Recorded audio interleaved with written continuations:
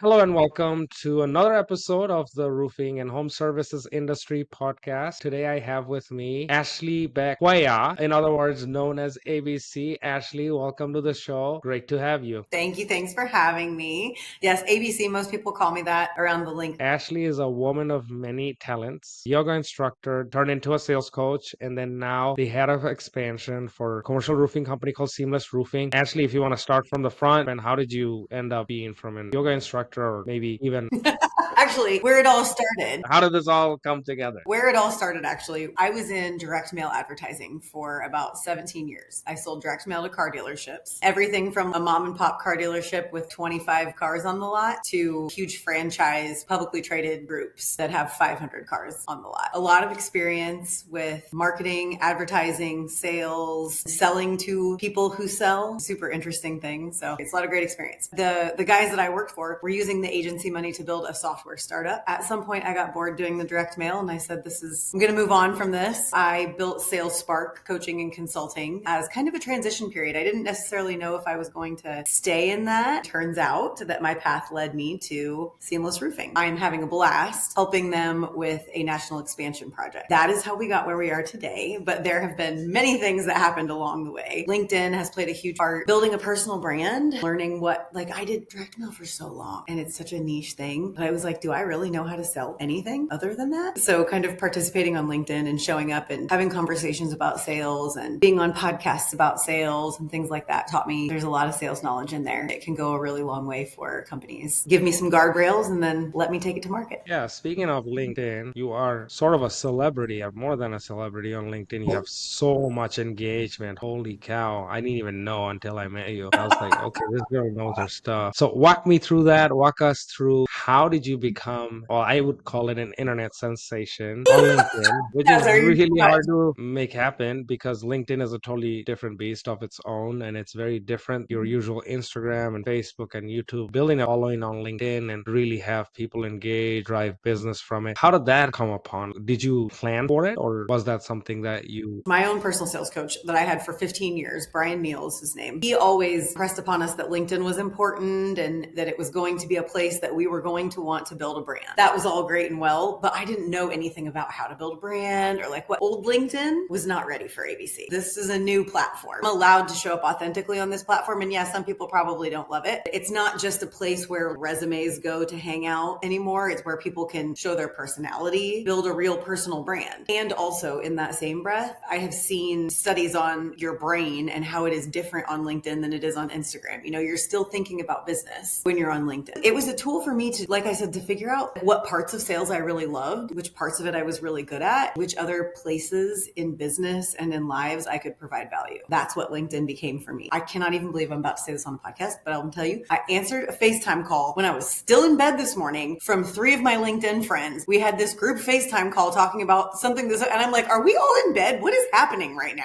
We're answering 7 a.m. phone calls. I mean, just silly stuff. But then every other person that I have had contact with today is somebody that I know because of LinkedIn. So that to me is a huge part of the community of the platform, is a huge part of why I'm there and why I like to be part of it. I don't know. Like I thought at first when I started with Seamless, I'm like, okay, now how does this become part of my brand? How do I tie this in? Just came together really well. Like, I don't know. It feels right to me. It seems okay to everybody else. I would have never told you 6 months ago that I was going to end up in commercial roof. And yet here I am and I'm having a blast and learning more about it every day. I use Sora to make these ridiculous videos that I post on Sundays of me doing yoga with famous people on silicone coated rooftops. And I did one with tap dancing dogs a couple Sundays ago. And I thought for sure that it was going to be too much. And I got somebody kind of trolling me. They were like, ma'am, I think you've lost the plot a little bit. I was like, whatever, I'm having fun with this. GAF asked me to come speak on their webinar about social media practices. It's different. Maybe some people aren't used to it yet. I'm excited to see people using AI to be creative, garners attention.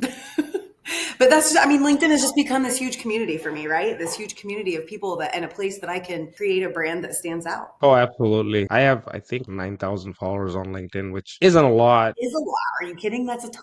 It's engaged followership and people that actually care, that actually you talk to them every day. It's amazing. Like they become part of your family almost. It's a different level of interaction. That are not doing it are missing out big time. And I used to think home services and roofing and all all these trades, people are not on LinkedIn. But I was pleasantly surprised when I started interacting with these folks, and they're more consumers of information than producers. There's a crazy stat, like only 1% of people on LinkedIn actually post. They don't even post that regularly, and 99% consume that information. Think about it. That's wild. Well, and I'm really proud of Seamless because I post probably the most often of all my guys. 3 of the guys also post on a semi-regular basis. For a small little company in Indiana that is trying to grow a national brand, to have 4 of our leaders posting on a regular basis on this platform is huge. It will absolutely help us on a national scale to grow our business, which is weird for roofing. Most roofers, they roof right where they roof, right there where their business is. And so for us to be looking to grow nationally is weird and different, and something that we need a national platform for. LinkedIn is a global platform, really. But you know what's funny? Discovery Call, like a $12 billion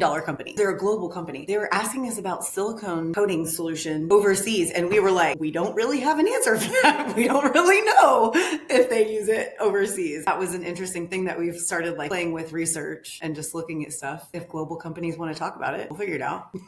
I mean, LinkedIn, there's a lot of business people on LinkedIn. Obviously, people conduct business over LinkedIn, the DMs actually, even. I have Absolutely. so much business from it. And guys are in commercial roofing. It makes even more sense because you're dealing with property managers, you're dealing with, property owners, obviously, retail building owners, Yep. people that are in business. Perfect sense. And there are Yep. so many commercial roofing companies or even commercial construction companies that have still kept their pipeline very traditional. Like, oh, yeah, it's relationship based. Great. But the relationship can be also online, LinkedIn being a big part of it. So I'm glad execs are using LinkedIn. You just never know who you're going to meet. We at Seamless, we prefer to build our relationships with the business owners themselves. We want to work with a property owner who has these multiple properties that we can help them assess and maintain their portfolio of businesses. That's what we want to do. And those people are here. You said, though, they may not be engaging or creating content. They're watching and they see what's different. And that's the thing that when I have done consulting and coaching for sales teams about LinkedIn, the thing that I try to impress upon them is it is the fluff that will get lots of engagement. When I talk about my daughter and how I am trying to raise a strong daughter, and that's not fluff necessarily, or when I talk about coffee, people, It's life. that's the kind of stuff that's really easy for people to engage with. And so it gets a ton of engagement because it's relatable. When I talk about roofing, people don't necessarily have to engage as much, but the people who do engage, people that do connect with those posts, see those posts, those, even though there's less engagement, it's the engagement that you need. And those people remember that stuff. By God, if somebody buys a roof for me someday because they saw tap dancing dogs on a Sora video. Most of our client that we have several sources of, lead generation, but specifically for LinkedIn, figured out this crazy stat that almost no one that does business with us that we have gotten business from that have connected with us in LinkedIn has actually engaged I any of know. our posts. None. I Zero. know. And those tend to be the larger accounts, which is crazy. Like they never like a single one of our posts. But guess what? When you have these conversations, you're like, oh, I see you. We I see you every day. Yeah, you're showing up. Okay. Yeah, man. Like, yeah, let's talk. So it builds that level of trust and Yep. authority that people, they don't seem to necessarily, I guess, acknowledge, but they feel it, touch it, they see it. No, like you said, authority, Yeah, right? absolutely. That's It's part of it. incredible. Probably like LinkedIn should pay us to I know, say right? that. It should be sponsored by LinkedIn, which it's not, this podcast. I know. I know, it's true. And there are definitely so many more people. I hear people a lot say, my people are not on LinkedIn. Like my customers are not on LinkedIn. And I assure you, it does not matter what industry you are in at all. There are some people. And also the point is, if your exact person is not on there, somebody that knows that person is. And so Right. make connections, help people out, and then eventually the help will come around. And so that's how I look at it too. Like I'm not always just looking for my own customers out there. I'm looking for people who I can help, who I can connect with, who maybe turns out they might know somebody I need to know. Just being there to be kind and be supportive and be a community is kind of what it's about, right? It's a pretty cool way. And then, like you said, people become that way. I told you, first people I talked to this morning were my LinkedIn friends. Almost everybody I've talked to today has been somebody that I've known through LinkedIn. And if you had told me that 2 years ago, ago that like LinkedIn was going to be the place I was going to hang out, I would be like, no, you are nuts. That is not true. And no, it totally is. Yeah, and I think what people also don't understand is, I mean, LinkedIn obviously being a job portal or a job application portal, people think of it as like, oh, okay, well, why should I post? I'm not applying for a job. Why should I post? I'm not pitching someone for a sale. It really is a personal branding tool, which is extremely powerful than any other platform, I think, at least in 2025, almost, I mean, 2026 now. I mean, social platforms, I think between YouTube and LinkedIn, I think that those will be the two places that people consume information when it comes to business. And I know that I have a lot of girlfriends who are like coaches and consultants who do a lot on Instagram also. I think that maybe for that B2C type coaching consulting, that probably is a great platform for that. I don't think that it is a platform that I want to participate in. And I get it that everybody loves TikTok, but I'm not even going to go there. I have had some friends share some really funny, there's this roofing company, I don't even know where they're located. There's a husband and wife, and I think they're residential. She has her own account, and then there's the business account for the company. She videos them making videos, like does the background of it, and that's what she posts on her account, the funny like back behind the scenes stuff. And then the business account posts the final video of what the guys are doing, like some whatever like TikTok trend it is or something like that. And they are really funny. But I was like, Jill, there's no way I could get my boys to like choreograph a dance. They would, hell no.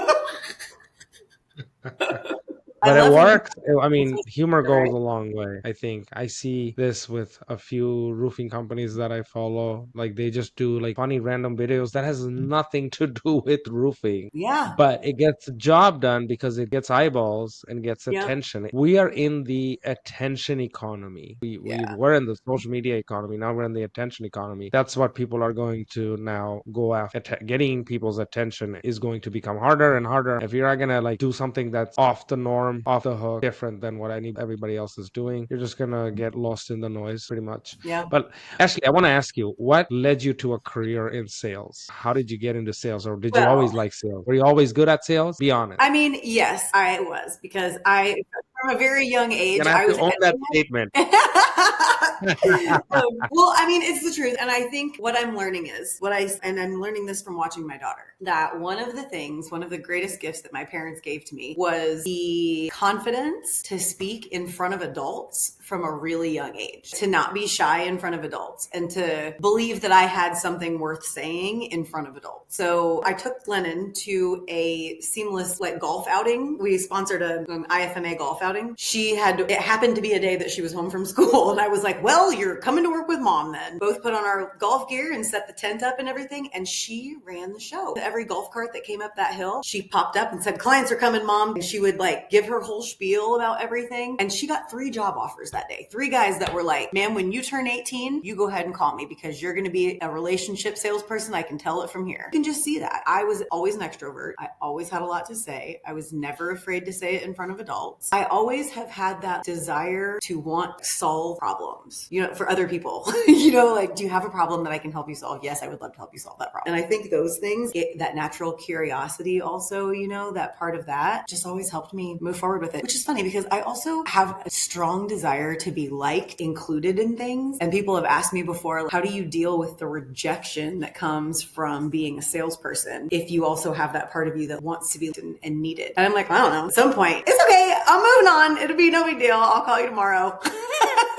The abundance, right? Like I also have Yeah, the the abundance mindset mindset. of abundance. The biggest shift, and I'll share this with you, Ashley. I haven't shared this with anyone, is that in my mindset has been the fact that I don't do the chasing anymore. So it's like I don't even ask people to do business with me. And it's crazy. Like I see this in my text messages. Like somebody says, hey, I'm like, hey, what's up? Like, are you traveling still? How's your travel? And they're like, yeah, I'm going to Miami, putting up a big job there. So, and this is a conversation maybe started a month and a half ago, and they're doing a website with us or something along those lines, maybe PPC, SEO, things like that. And I'll just be like, great, safe travels, have a nice trip. I won't even mention the fact that, hey, what happened to the conversation we had? And you know what? They'll eventually come around when they're ready, and they will be ready. Some people might say like, oh no, you should have gone for the kill and closed the deal. But I'm like, you know what? It's gonna happen. Like, it's just organic. It is a mindset shift, but once you can get to that place where you're like the energy that I always say that energy begets energy, right? Activity begets activity. So if you are putting energy and activity out into the world, then you will get energy and activity back into your world. And whether or not that is the same energy, I do outbound prospecting. Maybe all the people that I'm cold calling today aren't going to answer. I'm not going to get a meeting with any of them. Somebody else on my email list is going to call in today and want to meet. You know what I mean? It's just kind of like the energy of the world all recycles itself. And so just keep putting it out there and it will keep coming back in, and it doesn't have to be. That abundance mindset is what it is though. When you have abundance, you don't like grip things and you're not like chasing everything, because you know that there's enough to go around and then it will come your way eventually. Yeah, absolutely. There's always enough. One of my friends who's in the marketing space told me this and kind of stuck with me several years ago. Does really well for himself. My friend Craig, very wise man, told me one. Craig Scalco. Craig, if you're watching this,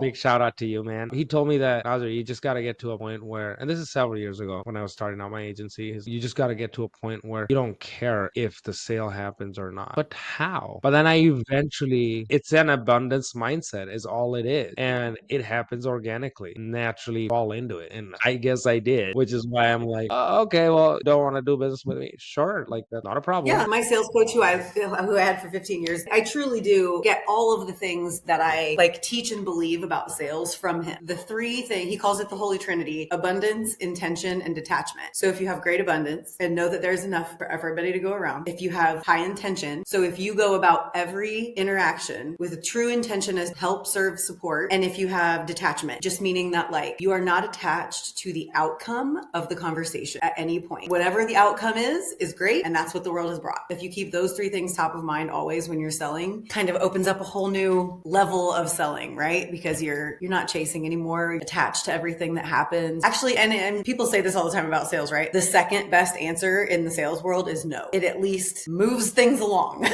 You know what I mean? It gets you out of that It purgatory pushes and the like, needle. Yeah, it yep, keeps you going. yep. Absolutely. I mean, I have all these people that work with me, do lead generation with me, and sometimes they'll say, "Hey, but they said no." I'm like, "That's great." It said no because now you're not being strung along. You just know Yeah. like not to bug them anymore because they're not a good prospect for us. Move on to the next. It's funny. It's been harder. If other females out there feel this way, perhaps almost harder as a female to get somebody to say no, because like men don't want to hurt your feelings. And so I've always worked in male dominated industries, right? Like the auto industry, super male dominated, commercial roofing, pretty male dominated. It's a good thing and a bad thing, right? It keeps me on the hook a little bit longer. So I get to like continue to prospect a little bit longer. And also it's harder for me to get to the no because people don't want to hurt my feelings. Do you feel that you can turn some no's into yeses just because you are also female and they don't want to hurt your feelings and they want to be respectful? Do you think it's an unfair advantage, Ashley? Can I say that? Unfair advantage? Absolutely. I mean, it is, I don't know if it's unfair, but I absolutely consulted. So when I started with these guys, it started as consulting. I came in and I actually was first teaching them about ChatGPT. Very quickly turned into consulting on this expansion project. At the end of like the second or third meeting, I think, I looked at Dustin and I said, Dustin, I think you should hire a woman for this position because first of all, there are no women in this building. It is important to have a female perspective in business. Second of all, a woman is going to be a pattern interrupt in the commercial roofing industry. Something different. It will be kind of an unfair advantage. And quite frankly, I mean, it's not just being a woman though. It's like the different things that a woman brings to the table can be different than what a man has been dealing with in dealing with other men in the business. We show up differently because of who we are. So it's not a good thing or a bad thing. It's just a different thing. I made a cold call yesterday. Cold called this giant facility in Houston that I had Google Earth their building. I know that every single building on their lot has a metal roof. They've probably got nearly 1 million square feet of metal roof. I cold called, asked for the facility manager. He picked up and I said, hey, I'm Ashley. This is a sales call. You can hang up on me if you want to. And I started laughing. Laughing. So he started laughing and he was like, well, that I'm was laughing awesome. and I'm not even him. He goes, you got it, girl. That was a great opening. What you got? I have his cell phone now. We've been emailing back and forth for 24 hours. And a man probably maybe couldn't have done that. It's a little disarming and it brings their walls down a little bit and they're willing to have a conversation. I think you're just good at opening doors because of the way you approach the situation. I don't think it's even like if I were to give my opinion unsolicited, I would say ABC Ashley Beck Cuellar is really good at what she does. So she's just good at like opening up conversations. That's a skill in itself. I'll ask you this. This is going to be an interesting question. So how does being a mom influence your work in sales or in life? I think the pandemic changed a lot of things for me because my daughter sees me all the time now. I drop her off, I pick her up, and she sees me when I work here at home. She has told me, I want to be in sales, Mom. I want to be like you. I want to do what you do. And she knows that I also own my own business and I have a coaching and consulting business. And she knows what her dad does for work. And she knows that her dad has big dreams of opening an indoor golf facility. We have drive, we're entrepreneurial, we have high standards for ourselves. I think that me continuing to show her that through motherhood, as I am her mom, I am also these other things, is really important to me. She knows that I'm a yoga instructor. She knows that I practice yoga and that time is super important to me. She knows the boys that I work with. She knows their names when I'm talking to them. That's important to me. It's important to me that my family is ingrained in the things that I do. Actually, the very first meeting that I had with these boys, I think part of why I knew that it was going to be a good fit and that I would probably end up staying there for a while, I found out the night before that all of my childcare was on vacation at the same time. And so Lennon was going to have to come with me to this first meeting. Knew they all had kids kind of the same age as Lennon. I texted them the night before and I was like, guys, I'm bringing Lennon with me to the meeting. She'll have her tablet. I'll bring a box of snacks. She'll be fine, but I got to bring her with me. And they were all like, fine, well, we got a room. She can hang out in the office. It'll be no big deal. Stuff like that. Family's got to be part of it. Or, what else can you do? It has to be ingrained in what you're doing. That is pretty effing cool. She really sees you as a model, not just as a model parent, but as a role model in life. And that makes life so much easier for kids too, because now they don't have to go 10 different places trying to figure out what they should be doing. Well, we have to go here in a second because my daughter has lunch at school and it's my husband's birthday and we get to go have okay. Well, happy birthday to him. We'll be wrapping up in like literally 30 seconds. I'm going to do this quick rapid fire round. Here goes. Coffee or tea, Ashley? Oh, coffee, for sure. Sales or marketing? Oh my God, you can't ask me that. Both. All of it. First the marketing, then the sales. Absolutely. You can't separate the two. ChatGPT or Perplexity? ChatGPT if I am writing or using it for content. Perplexity if I'm using it for like a business plan or structure or something like that. Silicone roof. You already know these. That's a tough Silicone one, right? coating all day, baby. Silicone coating all day. Indiana or Houston? Oh, my heart still lives in Indiana, but I don't mind visiting Houston every once in a while. Houston's pretty cool. Cats or dogs? Both. Dog, Both? cat. Have you noticed the pattern here yet? I don't choose between two things ever. I can give you an explanation for either one. You're very diplomatic. Whenever you ask someone a question that gives them two options, their brains are wired to pick a response. Like psychologically, that's how we are. So there's no right or wrong answers. This is just for shits and giggles. My brain's just wired completely differently. It's wired to immediately tell you why both are okay. That's awesome. You're a different breed, my friend. I'll It's just true. say that. It's true. Broke the mold. All right. Well, this has been such a pleasant and Thank you so wonderful much for having session. Yeah, this is awesome. Continue this on a different episode. But again, guys, Ashley Beck Cuellar giving us all the nuggets about sales, marketing, and commercial roofing. Thanks, Ashley, for being on the show. And hope you have a great time at your husband's birthday. A lot of family time. Have a great one. Thank you so much for joining in.